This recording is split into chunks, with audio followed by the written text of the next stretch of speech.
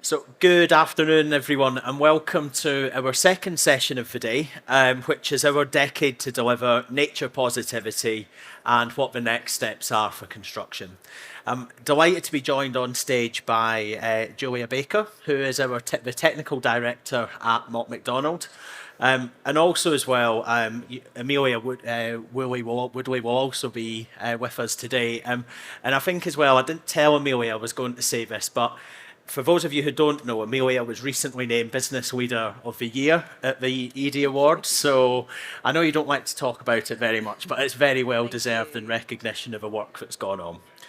So, first of all, Amelia, can you just sort of highlight some of the progress that's been made over the past 12 months and what we're working to in the next 12 months going forward? Yeah, absolutely. So last July, we launched our Decade to Deliver strategy. And essentially, the purpose of that strategy was to create a high revolution. And we have 4 pillars that are wrapped around that strategy. And if you go to the main stage today, you'll learn a little bit more around those pillars.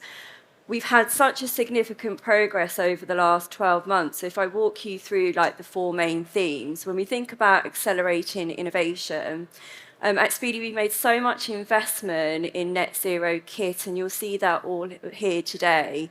We've moved nearly 50% of our assets towards eco. Over 50% of our revenue last year was generated from eco products, which is a really strong signal that it's something that our customers want, and we want to work really collaboratively with our suppliers to achieve that. When we look at net zero, we committed to be net zero by 2040, 10 years ahead of the government target. We are the first in UK Hire to have set and validated all of their science-based targets. And since we set our carbon baseline in 2019, we've actually reduced our emissions by 48%, which is really phenomenal. And it's such an important part of fighting climate change and the global challenge we have around net zero. We also have our people pillars. So if you think about including everybody, and for those that have been in the session today with Ellie and Angela, and this is all about how do we move the gender balance, how do we support people's health and well-being, how do we make it a friendly, inclusive place to work for, and how do we support all of people's skills and training. And our last pillar is around part of the community. So as a business, we are across 200 locations in the UK, and we have a real opportunity to have a positive social impact in all those communities. So in the last 2 years, we've generated 15.5 million in social value back to charities and communities, a part of all the work we're doing under our sustainability agenda. Excellent, and I think it's clear that we've made so much progress in the past 12 months, but also as well setting out what the future looks like for us as well. And what has been driving this new agenda? Obviously we want to do good for our people and our planet, but ultimately, what is also the business benefits for us as well of doing that? Yeah, so, I've been in sustainability for 20 years, so I've seen various peaks and troughs in the agenda. And I think over the last 3, what we've seen is a significant increase in interest from our stakeholders. So that's our customers. So customers want to buy and purchase products and hire products of organisations that are sustainable. Even if we think about consumers are leaning to more sustainable organisations. People want to work for sustainable businesses, so we're starting to see that people want to work in organisations that have got strong climate commitments, that give back, that have purpose. But also our investor market as well. So there's a huge interest from investors around how sustainable are you, how resilient are you to climate change, how are you going to be a commercially successful and profitable business. So we're starting to see it move from being the right thing to do or the nice thing to do to being absolutely critical for businesses to be successful in the future. Yeah, no, definitely. And Julie, just to bring you into this conversation, one of the big areas that you've been involved with in your role is around nature positivity. Yeah. On a similar vein, we've obviously had to integrate a decade to deliver strategy as part of our business strategy for the future. How does that sort of compare with the work that you're doing, and to make sure that nature positivity is a fundamental facet of a Mott McDonald strategy? Yeah, I think that's such a lovely question, because there has, and rightly so, been this focus on carbon, net zero, and hands down to the net zero community. It's so mainstream, and I really want to recognise the dedication and hard work of people working, including you, Amelia, working in the net zero space. We cannot forget nature. We cannot forget nature. And now what we have is the recognition by our global political leaders that we need to work to a world which has more nature than it has done in the past. And they've recognised that because they see that fundamentally our economies and our societies don't work if there's no nature. It's not rocket science. You get a decline in nature, and you get the risks increasing to our economies, the way that we do business, and the way that we operate as communities and people. And our political leaders have said, okay, you know what, we're going to sign up to a nature positive future, because they get it. It's not rocket science, but now the challenge and what we need to do in our job is to say, what does this mean for us as a business? Because we do depend on nature, and it's now coming into a place where you say, you've got the most incredible decade to deliver, but how do we put a nature lens on that? And it's really understanding, where is nature? Where does nature fit within Speedy Services? Why is it important to your business? And then you go from there.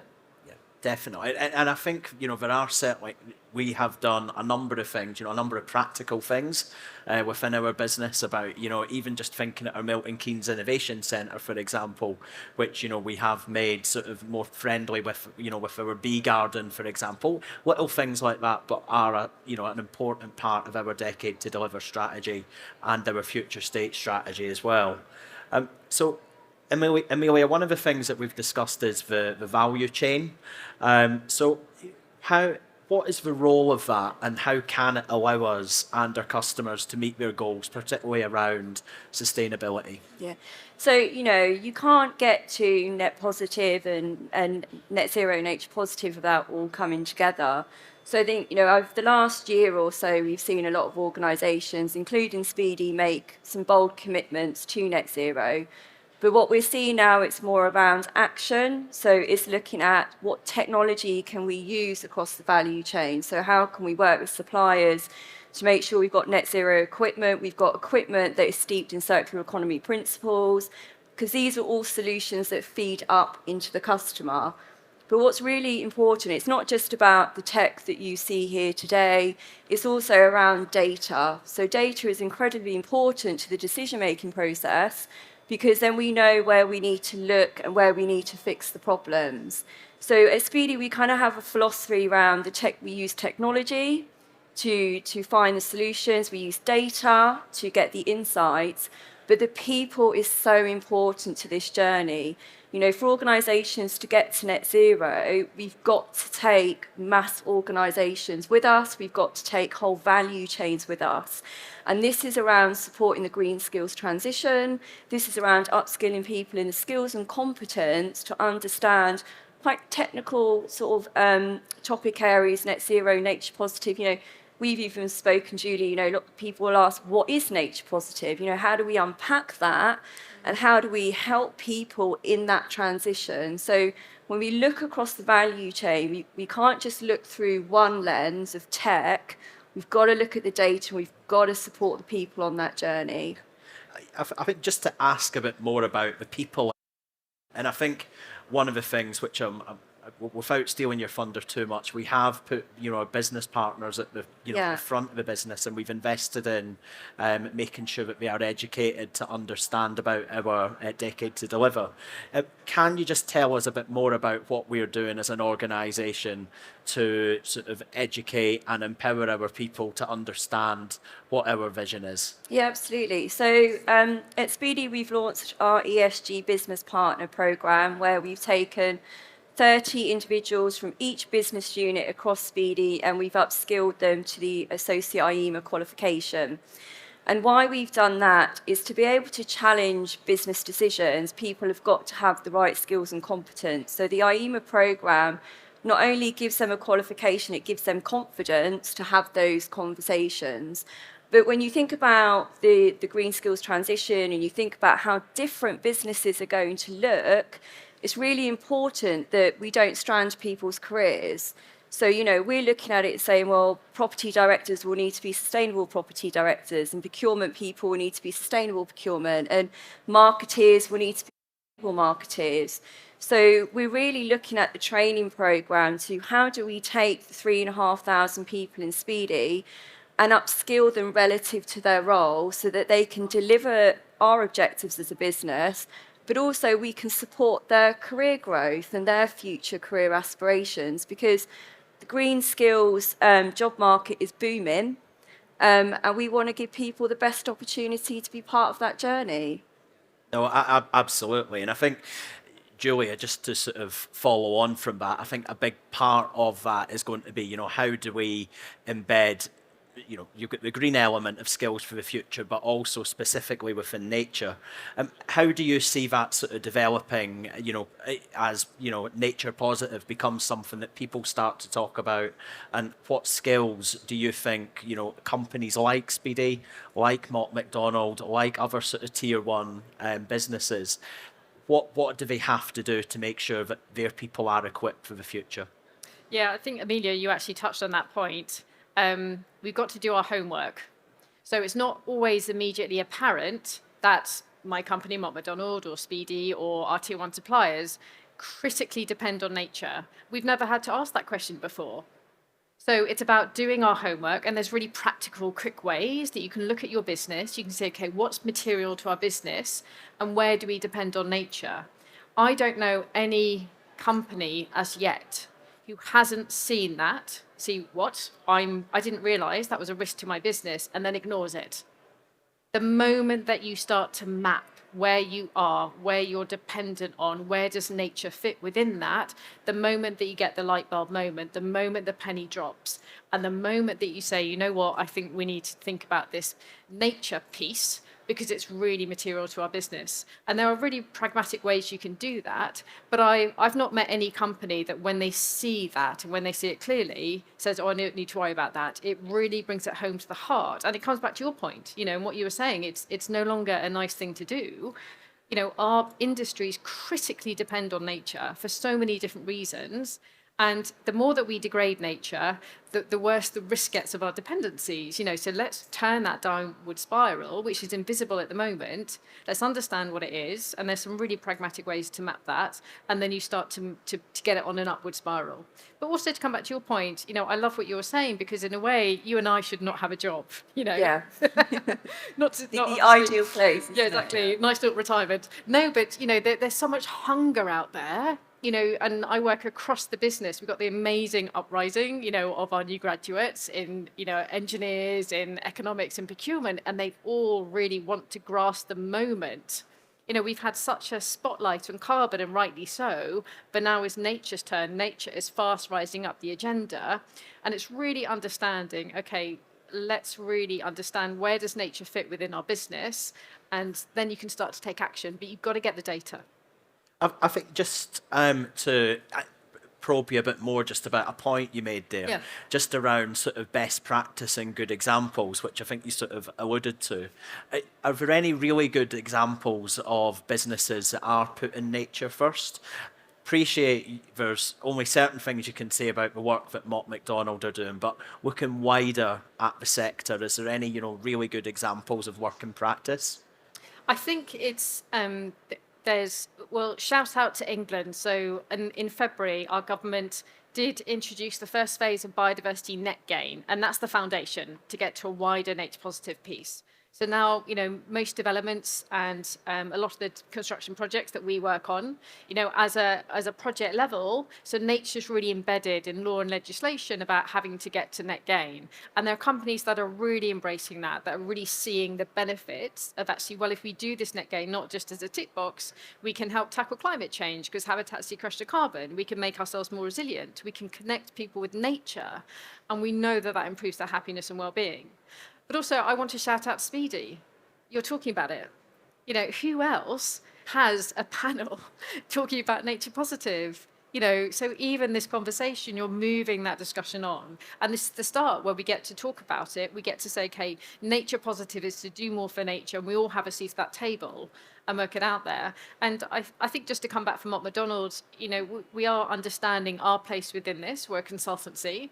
We have a footprint on biodiversity, and we've done some initial pilot work to really understand what that footprint is. And for us, it's our supply chain. It really is our supply chain. We buy computers, we buy PPE, all of that. And now we're starting to open up those conversations. I think one of the themes that we're going to see throughout these panel discussions is exactly that, and that the importance of collaboration across, all parts of the supply chain. Amelia, just on that, and I think, the work that we're doing is clearly, there for all of us to see, and it's great, that has been highlighted. But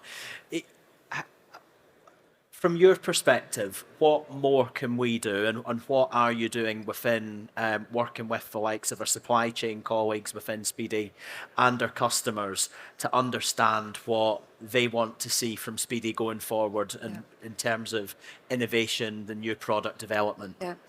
Well, I think it's about having a really holistic approach to the whole agenda. So I think, many organisations have had carbon tunnel for quite a long time. It's been net zero, net zero. And what we're starting to see is other narratives coming through. So if we think about transitioning to a net zero world, that has impacts on nature. So we have to balance it with nature, because nature and climate are intrinsically linked and you can't decouple them from each other. We have to think about modern slavery and human rights. As we move into battery technology, we have unintended consequences down the supply chain, not just from a nature perspective, but from a human rights element as well. So what we're trying to do in the next phase of our strategy going forward is connect all those dots together, so we have a really holistic approach to our sustainability offering, because there's no point investing in battery technology if we're having impacts on human rights or destruction on nature down the supply chain. Now, it's not easy and can be incredibly complex to unpack, but we're working with the likes of Julia from Mott to kind of go, what's happening down the supply chain from a nature perspective? Where can we make balanced decisions? We're working with a team of human rights lawyers, and tomorrow there'll be some of our partners from a modern slavery perspective where we're going, are we having impacts on human rights down the supply chain? We've developed policies like sustainable battery policies that don't just look at the green element and the net zero element, it's looking at the human rights and the nature element of it. So for organisations to be truly sustainable, you can't look at these things in isolation. You've got to join them together, bring the value chain with you on that discussion to try and come up with the solutions. And we see it more and more in terms of regulation. We've had the TCFD regulations, which looked at climate. We've now got the TNFD regulations, which are looking at nature. We've got other regulations coming in around human capital and human rights risk. So the stakeholders are asking all of these questions in all these different areas, and the value chain's job is to try and come up with the solutions together. Yeah, can I just add an example? Of course. Because I think that'd be good. So one thing that we did, we have offices all over, and for Mott McDonald, we're like, right, the electricity that we use for our offices will all be from renewable. That was the carbon thing, absolutely fantastic. I then asked, what is the biodiversity footprint of doing that? And of course, we want to use renewable energy, right? Of course, that's a given. But when you dive into renewable energy, the wind farms, the solar panels, they have a large land take. And that land take can be positive for nature or it can be negative. So with a nature lens, you make the switch to renewable, and then you ask the question, out of all those renewable suppliers, can we find someone doing solar panels with biodiversity net gain? Like, you talked about the depot with everything counts, right? And so it was, yes, let's make the switch to renewables, but let's ask about nature. And then it enabled us to make that better choice. You go one step further, say yes. And we've got some fantastic suppliers now who are doing solar farms in ways that generate net gains for nature. And it's just that added bit. You just say, what's happening with nature here? I think it's a really important point that you raise, not just in terms of everyone doing their bit, but ultimately, I think how we then educate people about best practices going forward. And I think, our role within the supply chain is incredibly important within that as well. But I think, as you said, we are making the right decisions now about how we sort of create, a better tomorrow in years to come. And I think I did ask Amelia specifically about the sort of supply chain element. So just if I could ask a similar point of view, just around, what can we do, not just within Speedy, but as an industry? How do we embed a sort of nature first approach within supply chain? Because I think at times, and I think playing devil's advocate slightly here, the with all the issues we've got going on, in the world at the moment, sometimes things like, people can become a bit sort of overwhelmed with a level of information. Yeah, And I think sometimes we talk in sort of almost academic, esoteric terms where actually it's about really breaking it down to a level that people can value and understand and appreciate that they're making a difference with. So it's such an important point because, and you've just said, we've got human rights, we've got like nature. You're kidding me, Julia? I've got enough on the sustainability plate, and I think we need to be really, really careful with that. And I think it's a really important question because our job for people who are in this space is to open up those conversations and say, we've got your back, right? We're just going to start talking about nature. We're not expecting you to do this whole thing tomorrow. We're not expecting you to become nature positive by 5 o'clock on Friday. Don't worry. But we do need to start this conversation because it doesn't work for us as an industry if there's no nature. I want to have my job. I love my job. And, we all want to work in this industry. So I think the starting point in what we've done with our renewable suppliers and actually our PPE suppliers is just pick up the phone and say, can we talk to you about nature? There's no pressure. And I think our job as leaders in this space is to take that responsibility and open up those forums. And it's an interesting point, though, because we don't have the luxury of time. We don't have the best data, so we've got to make intelligent decisions based on the data that we've got, but we've got to move at a pace where we bring people along with us. And there's a magic spot in the middle, and we can only do that by talking and collaborating and sharing that. And just to kind of add on to that as well, and we've done a similar thing around the human rights element. Again, it's when we're invested in new kit, we look at, is that kit eco? Now we've said, can we have your modern slavery statement? We've gone in and done a little bit more due diligence and unpacked more questions. So it's not a case of trying to solve all the problems or saying we're not going to invest in this particular supply for this particular reason. It's more asking questions so that we can make better decisions together. I think that it's really good to hear that, because I think it's one thing, as I say, being able to sort of say, what does good look like? But I think actually the point you make around how we influence organisations to do things better and to be better, I think is another really good example of how we use our position to generate change within the supply chain. I think, Amelia, you have mentioned again modern slavery and nature positivity, but at the moment, one of the things, particularly around ESG, that sometimes gets forgotten about is the sort of the S bit, around, and the governance bit as well. But so what are we doing around sort of mainly around sort of driving social value generally? I know you've touched on it there, but what else are we doing, and what are we going to be doing in the year ahead to enhance social value? And it's a really valid point that you make, because we have seen a lot of focus in the sustainability community, in the stakeholder community around the E bits. So it's kind of first it was E, then it was G. Now what we're starting to see, a lot of the regulation coming through is focusing on human capital and social sustainability. A lot of our customers are asking us, what are you going to generate around social value? And social value is such a rich mix of topics. It covers gender, it covers race and ethnicity, it covers well-being, supply chains, small medium enterprises. It's really quite wide and deep. But when we think about social value at Speedy, we've got so many commitments around our Inclusion Everyone pillar, which we continue to move forward. We have our part of the community pillar around all our charity community investment.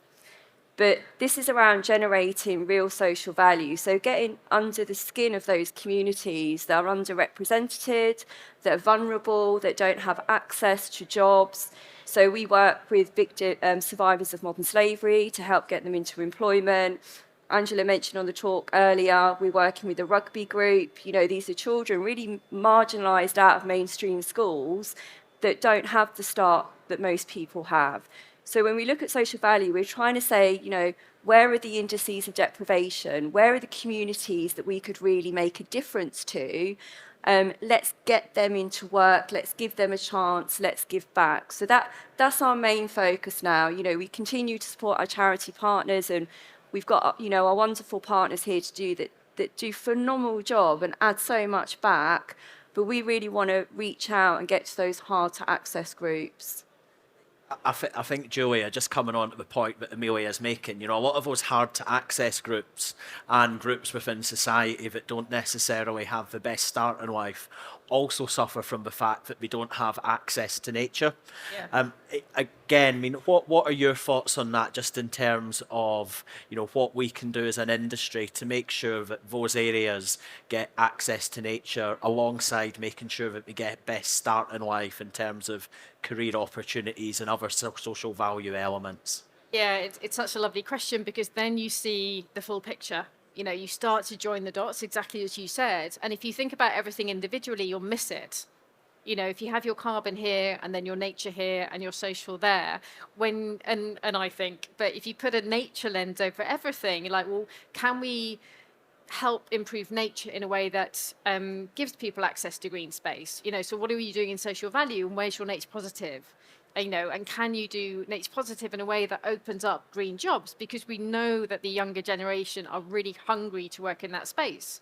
So it's a lovely way of, you know, those crazy jigsaw puzzles when someone just tips it over. And my grandpa was always like, start with the corners, like literally. You've got to start with the corners and then you put it all together. But then I promise you, because I've seen it, you start to join the dots. It just comes in a lovely way. It really starts to come together. It's like, okay, so we've got a depot, or we can create this little green space. Let's get the community involved, or, you know, whatever that might be.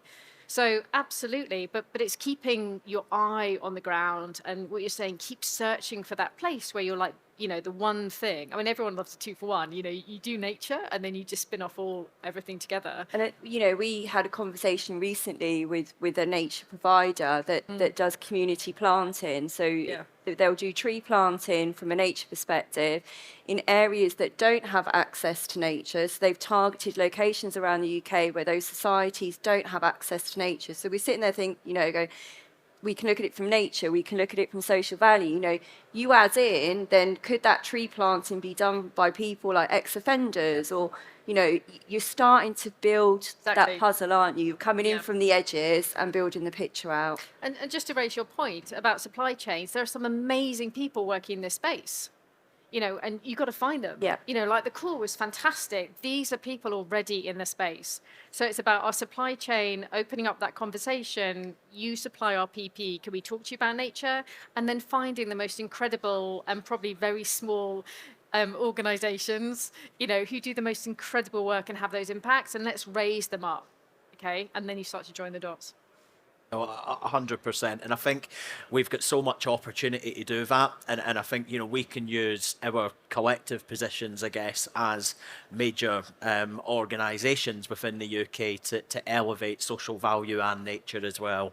I think as we sort of come towards the end of our sort of panel discussion, I think one of the things I want to understand just a bit more from both of you about it, I think the scale of the challenge that we face, not just around, as I say, sort of climate change, imparting sustainability at the heart of what we do, but also the challenges that, you know, nature faces, which are quite, you know, which are highlighted as well. I guess I'll ask Amelia first, but what would you say would be the sort of top 2 or 3 takeaways, what people within, not just within the supply chain, but within their sort of everyday working life, in their social time, what they can do to sort of improve sustainability? Yeah, I think it's just getting started is the main sort of advice. You know, it's such a complex topic at times, and I think if you try not to eat the elephant whole, so to speak, and just do like one thing, and that one thing becomes another thing and another thing. Start little, find little projects, make a small amount of difference, because I think you find in the grand scheme of the challenges that we're trying to solve, every little thing contributes. And, when I look at what the sustainability agenda, and, Julie and I have been in this industry for a long time, what world do I want to live in? What world do I want my child to inherit? Drives me forward in the decisions that I make, because if we don't collaboratively do it together, it could be not a very pleasant planet to live on. So, you just have to keep chipping away and do little things all the time, which will add up. Julia? Yeah, just to echo that, I mean, for me, it's just asking about nature. So if you go back to your office, have a look at the coffee in your office and say, are we choosing the best supplier? And by the way, RSPB do lovely coffee and it supports rainforest, so that's a good one. It's all about choice, and just ask about nature. PPE, coffee, or I work on construction sites, where are we getting our sand from? Where are we getting our tarmac from? And can we talk to you, our suppliers? Do you know about nature? Do you have anything on that? No, that's fine. I know about nature. Can I work with you? So it's about making those, every time you make those big decisions, every time you make a little decision about you, to come back to your point, from the coffee, from your waste, from your recycling, from your tea, from your biscuits. Social Supermarket has a really good website. Just ask about nature. Brilliant. Well, thank you very much. It's been a really, really interesting discussion. And I think, again, it's like all the panel discussions we're going to have. We could spend a lot more time discussing these really important issues. But thank you both to Amelia and Julia for your time today. That's been brilliant. Thank you. Very much.